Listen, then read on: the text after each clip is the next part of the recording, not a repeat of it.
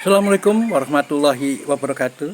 Kembali dengan Tuan Guru Channel, channel yang menyebarkan nilai-nilai rahmatan lil alamin untuk membangun dunia yang aman, sentosa, damai, sejahtera, penuh dengan persaudaraan. Saudara, mohon maaf streaming kami terhenti dan kita lanjutkan di offline ini nanti kami upload.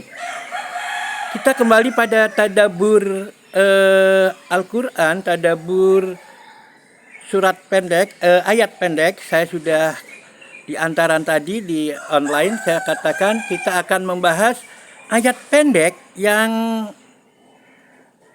mestinya kita renungkan dan kita harus mentadaburi, ya, mendalaminya, merenungkan, mendalaminya, mengobservasi, meneliti dan sebagainya sampai jauh agar kita tidak celaka sebagaimana hadis yang terdapat pada Asbabun Nuzul surat Ali Imran ayat 190. Nah, ayat yang akan kami baca adalah dari surah Ar-Rahman, yakni yang terkait dengan pelantai. Ini klasifikasi pelantai berdasarkan Ar-Rahman. Jadi bunyinya pendek. Wal habbu dul asfi war royhan. Disambung dengan pertanyaan retoris. Fabi ayyi ala rabbikuma tukadziban. Al habbu dul asfi itu biji-bijian yang punya kulit, ar-royhan, war-royhan, dan biji-bijian tumbuh-tumbuhan yang menaburkan aroma harum. Jadi di sini klasifikasi berdasar Al-Quran itu ada tumbuhan berbiji yang ditutup kulit, yang kita kenal dalam sains itu dikenal sebagai spermatopita, ya, spermatopita, tanaman berbiji. Nah, dan ar-royhan, dan tanaman yang menaburkan bau harum. Nah ini satu klasifikasi yang saya luar biasa karena kalau kita mengikuti taksonomi yang ada, nah yang ar-royhan ini misalnya adalah yang menaburkan harum, itu mawar, melati dan sebagainya, itu tergolong dalam tanaman berbiji monocotyledonae, ya. Jadi monokotil, dan kalau kita disuruh mencari biji dari melati maupun mawar, tentunya akan kesulitan. Nah, sehingga kalau dikelompokkan tetap dalam kelompok Angiospermae, nah itu jadi agak ribet untuk mencari bijinya. Tapi kalau kita mengkelompokkannya ke dalam ar-royhan yang menaburkan bau harum, itu sangat mudah. Oh, ini bunganya bau harum. Nah, itu adalah kelompok-kelompok ar-royhan yang nanti kita akan pahami itu adalah sebagai aromaterapi. Nah, saudara sekalian, klasifikasi dua ini, yang pertama adalah tanaman berbiji yang berkulit. Nah ini perlu kita pahami bahwa tanaman berbiji yang punya biji ditutup kulit, itu kemudian di dalam sains itu biasanya biologi kita kenal sebagai Angiospermae. Kelompoknya ada spermatopita, kelompok berbiji, tetapi ada dua, yakni Angiospermae dan Gymnospermae. Angiospermae itu tumbuhan berbiji tertutup daging buah, ya, tertutupnya itu ada tertutup daging buah, bukan tertutup kulit, ya. Kemudian kalau yang Gymnospermae itu adalah tumbuhan yang berbiji terbuka dalam makna tidak berkulit buah. tidak berdaging buah, tidak berdaging buah. Contoh yang gimnosperma itu adalah Gnetum gnemon. Gnetum gnemon itu adalah melinjo. Nah, melinjo, kita bayangkan melinjo, di sini nggak ada tumbuhan melinjo, nanti kita tunjukkan. Nah, yang namanya melinjo itu ketika kita ambil biji melinjo itu, kita buka jaketnya, langsung bijinya. Ya. Jadi kita buka jaketnya, yang hijau atau yang merah, yang sudah merah itu kita buka.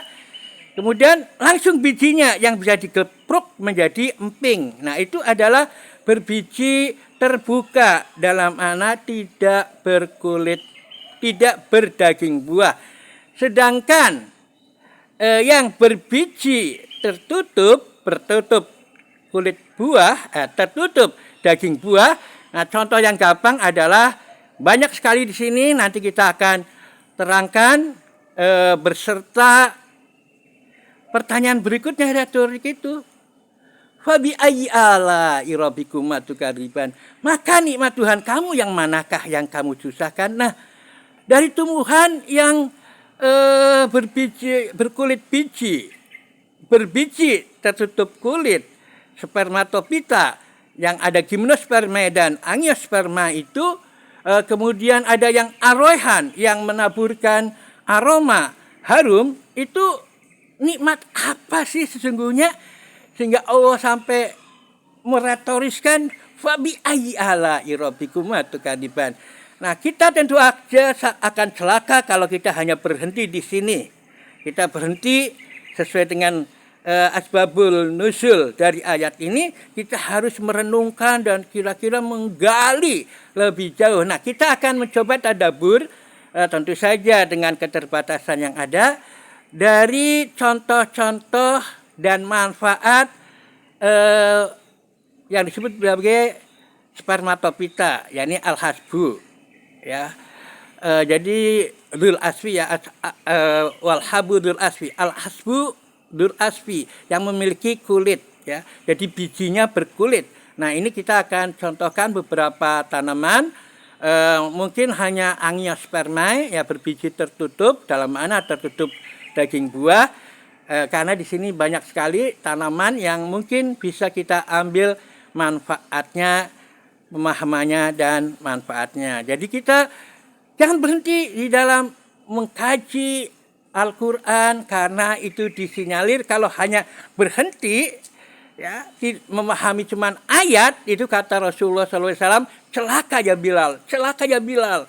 Orang yang membaca ayat ini tapi tidak merenungkan. Nah, ini satu proses bagaimana kita mencoba untuk bertadabur, tadabur ayat-ayat dari kauliyah menjadi tadabur kauniyah melalui tumbuh-tumbuhan spermatopita dalam angiospermae. Kita ikuti langsung dari TKP.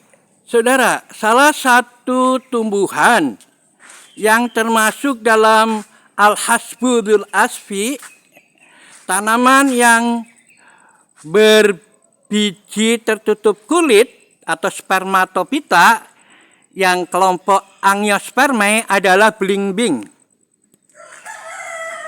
Ini belimbing. Belimbing ini bijinya tertutup oleh daging buah, maka disebut angiospermae, berbiji tertutup. Kalau yang gimnosperma tadi, yang contoh yang nyata adalah Gnetum gnemon atau melinjo. Ini berbiji tertutup. Dalam makna berbiji tertutup daging buah. Contohnya belimbing. Kalau kita ditanya manfaatnya, nikmatnya apa? Kalau nikmat rasanya jelas, ya, seger, manis dan sebagainya. Tetapi yang utama manfaat dari belimbing ini adalah untuk menurunkan kolesterol. Dan tentu saja karena banyak vitamin C dan dari warnanya tentu saja mengandung pigmen-pigmen yang terkait dengan flavonoid, tentu saja ini sangat bermanfaat sebagai antioksidan. Antioksidan akan menangkal radikal bebas. Nah, menangkal radikal bebas berarti mencegah tumbuhnya sel-sel kansinoma, sel-sel kanker. Nah, ini adalah contoh yang paling nyata, ya, mungkin dekat dari kita, dari saung. Yang kedua adalah kita akan lihat, ini juga termasuk dalam berbiji tertutup daging buah, yakni yang kita kenal sebagai jambu air. Jambu air ini juga kandungan airnya tinggi, maka untuk mencegah dehidrasi, dan mengenyalkan kulit. Nah, antioksidannya juga sangat berperan dalam memerangi penuaan dini, atau dia berfungsi sebagai anti-aging. Nah, mungkin yang tadi ada di hadapan kita adalah ini.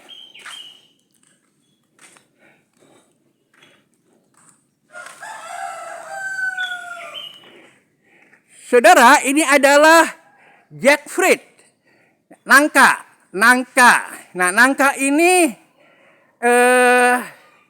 buah yang harum, sangat harum, dan juga sangat bermanfaat nangkanya itu terutama untuk masalah leukemia. Nah, ini adalah nangka. Jadi nangka sangat bermanfaat, dan yang lainnya di sini adalah di sana yang sudah berbuah ada. Kita lihat.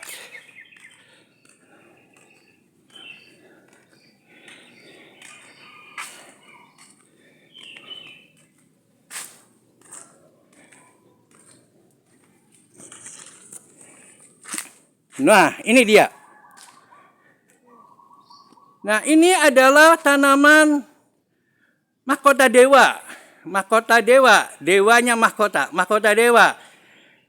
Mahkota dewa ini dewanya herbal, ya, jadi banyak banget manfaatnya. Diantaranya adalah terkait dengan kardiovaskular, masalah seksual, dan juga masalah diabetes. Mahkota dewanya herbal. Ya, ini adalah asli dari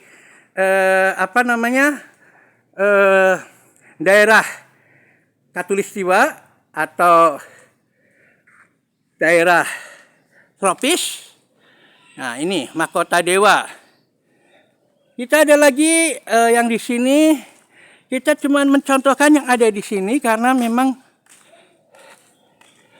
yang kelihatan buahnya, yang sudah kelihatan buahnya, ada pula yang ini.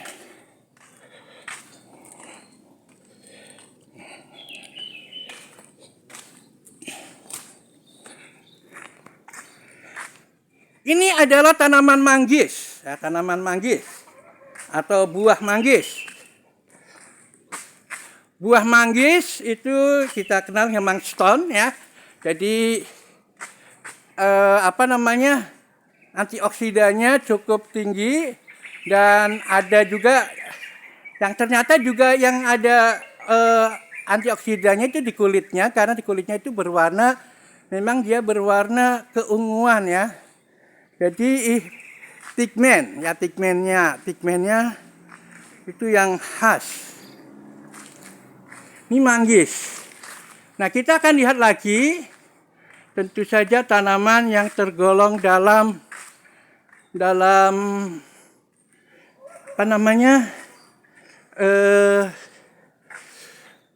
buah atau berbiji tertutup, atau tergolong dalam spermatopita. Kita lihat lagi. Nah, kita akan melihat contoh yang terkategori sebagai aroehan, ya. Kan ada walhabu dan asfi waroehan. Nah, yang tergolong dalam aroehan itu adalah biasanya untuk aromaterapi. Nah, bunga mawar. Wah, mawarnya mana? Nah, itu adalah aroehan, ya. Penabur aroma yang dimanfaatkan untuk aromaterapi. Aroehan, ya. Mawarnya di sini sudah nggak ada, tapi kita bisa lihat yang aroehan lainnya adalah Kamboja. Kamboja juga menabur aroma karena untuk di Belanda bunga Kamboja digunakan untuk teh, ya teh. Nah ini adalah salah satu contoh aroehan. Jadi al-habu wal habudul asfi dan aroehan sudah kita bahas. Dia menaburkan aroma dan untuk aromaterapi. Ya, mangga juga termasuk dalam al-habudul asfi, ya. Jadi tanaman yang bijinya ditutup kulit, tetapi dia termasuk Angiospermae yang termasuk dalam Dicotyledonae, ya. Dicotyledonae. Ya, karena pelok bijinya itu bisa dibelah. Namanya Dicotyledonae. Ya, sayang kemarin ada contoh mawar di sini, tapi nggak ada.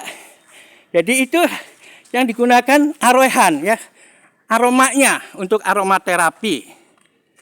Nah, kita masih ada lagi, itu ada gandaria, ada juga, yang tinggi itu, ada matoa. Nah, kita lihat matoa. Matoa juga termasuk dalam Angiospermae, ya, Angiospermae yang kelompoknya adalah, kalau taksonomi Al-Qur'annya adalah sebagai al-habu, ya. Al-habu yang punya wil asfi, yang punya kulit. Nah, itu matoa. Matoa ini juga manfaatnya luar biasa, dan tentu saja kita tidak lupa dengan yang satu ini mesti kita kenal. Mengkudu. Mengkudu kalau kita belah ada bijinya, diselimuti oleh daging buah, namanya Angiospermae. Nah, Angiospermae ini mengkudu sangat bermanfaat, banyak digunakan untuk imunobooster, ya, untuk imunobooster. Mengkudu untuk meningkatkan, atau noni untuk meningkatkan imunologi atau imunitas. Dan yang lainnya adalah untuk berbagai glikosid, ya, untuk menghancurkan gula juga. Ini adalah terkait dengan mengkudu. Kita lihat lagi yang tergolong dalam Dul Asfi Warohan itu sebetulnya ada juga, kita lihat apakah masih ada yang terkelompok dalam aromaterapi, aroehan untuk aromaterapi. Ada Kamboja. Ya, Kamboja tadi sudah kita bahas.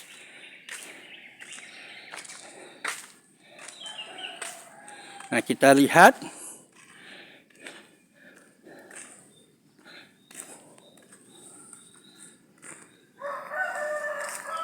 Ya.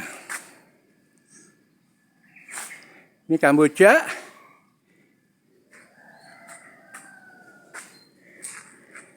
Saudara, dari pohon Kamboja yang termasuk dalam kategori untuk aromaterapi, yakni dalam Al-Quran klasifikasinya sebagai aroehan, kita akan akhiri kajian kita tadabur alamiah tentang plantae yang tergolong dalam spermatopita. Spermatopita atau tanaman berbiji yang dalam Al-Quran disebut sebagai al-asfu wal asfi, ya, wal hasbudul asfi warohan, ya. Jadi tanaman berbiji yang dikeliling kulit dan yang menaburkan aromaterapi atau aroehan. Nah, kita kajian kali ini kita sementara ini, dan ingat, ketika kita baca Al-Quran jangan berhenti pada makna harfiahnya. Karena kalau kita tidak merenungkan, tidak mengkaji lebih jauh, kata Rasulullah, celaka ya Bilal, celaka ya Bilal. Nah, kalau kita kaji lebih jauh, maka saintek akan berbicara, saintek akan dihasilkan.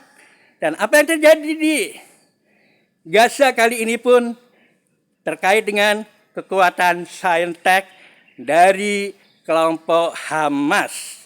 Itu tidak karena dengan strategi dan taktik yang luar biasa, dia bisa menyelusup untuk menggerakkan drone-dronenya, dan itu tanpa saintek yang tinggi, Tidak mungkin. Betul, semua adalah atas izin Allah, atas pertolongan Allah. Tetapi ikhtiar manusia harus dilakukan. Jadi, kajilah Al-Quran juga tanpa berhenti pada masalah tekstual. Tetapi aplikasikan dalam kehidupan dan juga gali dalam saintek. Karena itulah milah Ibrahim. Beda milah Ibrahim dengan milah lainnya. Nabi Ibrahim menjalankan al-Islam dengan membangun peradaban. Itulah milah Ibrahim. Demikian jumpaan kita kali ini. Mudah-mudahan ada manfaatnya. Billahi taufiq wal hidayah. Assalamualaikum warahmatullahi wabarakatuh.